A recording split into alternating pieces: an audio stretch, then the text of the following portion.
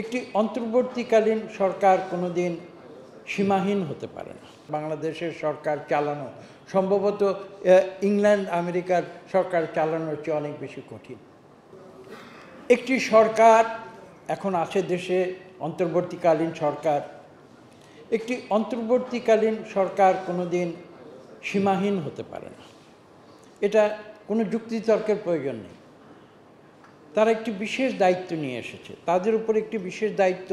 আমি যদি বলি বাংলাদেশের 18 কোটি মানুষ দিয়েছে, সেটাও হয়তো একেবারে ভুল হবে না। আমরা সবাই তো চেয়েছিলাম যে আমরা স্বৈরাচার থেকে গণতন্ত্রে উত্তরণ করব। মানুষ অধীর আগ্রহে অপেক্ষা করছে। আমরা কোথায় এসেছি সেই প্রশ্নটি কিন্তু মানুষের মনে যাচ্ছে। একদিকে আমি যেমন সবসময় বলি, আমি প্রকাশ্যে বলেছি, 5ই আগস্টের পর আমি গ্রামে গঞ্জে বাংলাদেশের শহরে সব জায়গায় বলেছি যে আমরা প্রতিহিংসার রাজনীতিতে বিশ্বাস করি। এ কথাটি আমরা বলেছি, সচেতনভাবে বলেছি। আজকে তাহলে এই সমস্যাটি কেন সৃষ্টি হল?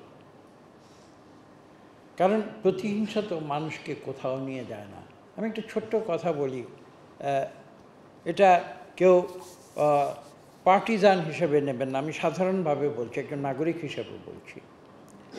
আমি সেদিন কয়েকজন অ্যাম্বাসাডারের সঙ্গে কথা বলছিলাম, আমাকে জিজ্ঞেস করছিলেন 5ই ফেব্রুয়ারি ঘটনা সম্পর্কে। আমি তাদের বলেছি, দেখো, এটা কি অস্বীকার করতে পারবে বাংলাদেশের মানুষ যে এই ঘটনার বীজ রোপিত হয়েছিল সেই দিন, যেদিন ক্যান্টনমেন্টে একজন মহিষী নারীর বাড়িঘর বুলডোজার দিয়ে ভেঙে দেওয়া হয়েছিল। আমার কথাটি হয়তো অতিরঞ্জন হতে পারে, কিন্তু আপনারা নিজের বুকে হাত দিয়ে জিজ্ঞাসা করুন সেদিন মানুষের মনে কি পরিমাণ ক্ষোভ সৃষ্টি হয়েছিল। আজকে এই যে ঘটনাটি ঘটেছে, সেটা কি সেই ক্ষোভেরও বহিঃপ্রকাশ কিনা, সেটাও তো ভেবে দেখতে হবে। আমি গল্পটি যেটা বলছি যে পার্টিজান বা দলীয় ভিত্তিতে আমি গল্পটি বলিনি। আমি গল্পটি বলেছি এই কারণে যে প্রতিহিংসার রাজনীতি দিয়ে কোনো কিছুর সমাধান হয় না, সেই কারণে বলেছি। কাজে আজকে এই সরকার এসেছে, বাংলাদেশ পরিচালনার যে দায়িত্ব, এটা কঠিন কাজ। আমার মনে আছে আমি অনেক বাংলাদেশের, আজকে থেকে অনেক বছর আগে বাংলাদেশের অনেক বিখ্যাত স্বনামধন্য রাজনীতিকদের মুখে বলতে শুনেছি যে বাংলাদেশ পরিচালনা করা, অর্থাৎ বাংলাদেশের সরকার চালানো সম্ভবত ইংল্যান্ড আমেরিকার সরকার চালানোর চেয়ে অনেক বেশি কঠিন। কেননা এখানে বাংলাদেশের মানুষের যে সাইকোলজিক্যাল মেকআপ, মানুষের মনের যে চিন্তাধারা, বাংলাদেশের মানুষের মনের যে স্বকীয়তা এবং ধ্যান ধারণা। ছোট্ট একটি উদাহরণ দিই, বাংলাদেশের মানুষ অ্যান্টাই এস্টাবলিশমেন্ট। আজকে তারা নাচছে আমাকে নিয়ে, আমার গলায় ফুলের মালা দিচ্ছে। সেই একটি কবিতা পড়েছিলাম ছোটোবেলায় স্কুলে, সেই কবিতার প্রতিধ্বনি বলেছি। আজকে আমার গলায় ফুলের মালা দিয়ে বাংলাদেশের হাজার হাজার লক্ষ লক্ষ মানুষ তারা উৎসব করছে।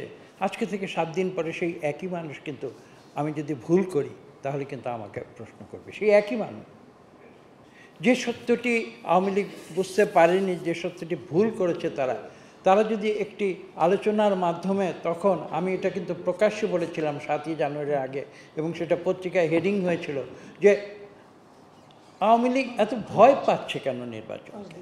আমি কথাটি বলেছিলাম, একটি সুষ্ঠু নিরপেক্ষ নির্বাচন আওয়ামী লীগ যদি দিয়ে দেয়, হ্যাঁ এটা সত্যি যে তখনকার যে পরিস্থিতি বা এখনকার যে পরিস্থিতি, বিএনপি সম্ভবত মানুষের ভোটে বিজয়ী হবে।